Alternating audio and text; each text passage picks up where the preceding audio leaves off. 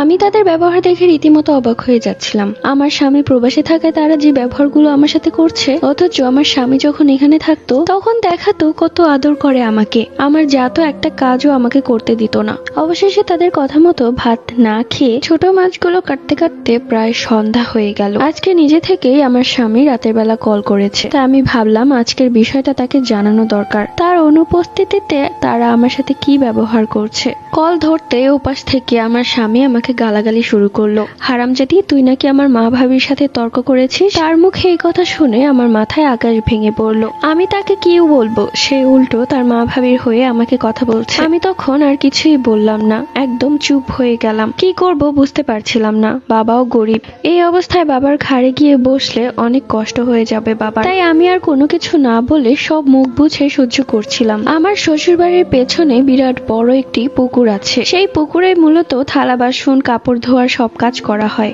রাত্রিবেলা সবার খাওয়া দাওয়া শেষ করে থালা বাসন ধোয়ার জন্য আমি সেই পুকুরে গেলাম। পুকুরে গিয়ে থালা বাসন ধুচ্ছি, চোখ থেকে এক দু ফোঁটা পানি পড়ছে। এইটা ভেবে যে আমার স্বামী আমার সাথে কি ব্যবহারটাই না করলো। সে তার মা ভাবির কথা বিশ্বাস করেছে, আমার কথা একটাবারও শুনলো না। হঠাৎ করেই আমার গাটা কেমন যেন একটা ঝাঁকুনি দিয়ে উঠলো। মনে হলো পরিবেশটা হঠাৎ করে গরম হয়ে গেল। আমার কানের কাছে কেউ ফিসফিস করে বলল, আর কেঁদো না, আমি তোমাকে আর কাঁদতে দিব না, এখন তুমি ঘরে চলে যাও। কথাটা শোনা মাত্রই আমার গায়ের লোম দাঁড়িয়ে গেল। কথাগুলো এত স্পষ্ট ছিল যে আমার এক একটা লোম দাঁড়িয়ে গেল। কিন্তু যতটুকু বুঝলাম এটা কোনো মানুষের আওয়াজ না। আমি সবকিছু রেখে দৌড়ে ঘরে গেলাম। ঘরে গিয়ে হাঁপাতে লাগলাম। শাশুড়ি মা আমাকে এভাবে হাঁপাতে দেখে বলল, কিরে হারামজাদি, কি করেছিস, এভাবে হাঁপাচ্ছিস কেন চোরের মতো? তখন আমি শাশুড়ি মাকে হাঁপাতে হাঁপাতে বললাম, পুকুর পাড়ে কেউ আছে। এরপর শাশুড়ি মাকে নিয়ে পুকুর পাড়ে গেলাম। গিয়ে দেখলাম সব থালা বাসন সুন্দর মতো ধুয়ে রাখা। তখন আমার শাশুড়ি মা আমাকে বলল, আমার সাথে মজা করছিস? আজকে এত মার খেলি তারপরও তোর লজ্জা হয় না?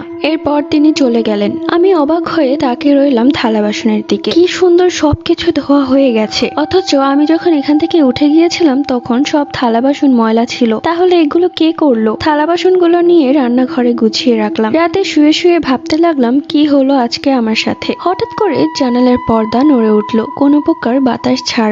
আমার বুকটা ধক করে উঠলো। জানালার ওপাশে কেউ দাঁড়িয়ে আছে, কিন্তু তার মুখ দেখা যাচ্ছে না। সে আমাকে আবারও ফিসফিস করে বলল, ভয় পেও না আনহা, আমি তোমার পাশে আছি। এবার আমি খুব ভয় পেয়ে চিৎকার করলাম, কিন্তু মনে হলো আমার গলা দিয়ে কোনো স্বর বের হচ্ছে না। ঠিক তখনই আবারও সে বলে উঠল, ভয় পেও না, আমি তোমার কোনো ক্ষতি করব না, আমি তোমাকে সাহায্য করতে এসেছি। এরপর সে চলে গেল। সেই রাত থেকে পরদিন সকাল পর্যন্ত আমার প্রচুর জ্বর। পার্ট 3 লাগবে কমেন্ট করে আমি তাদের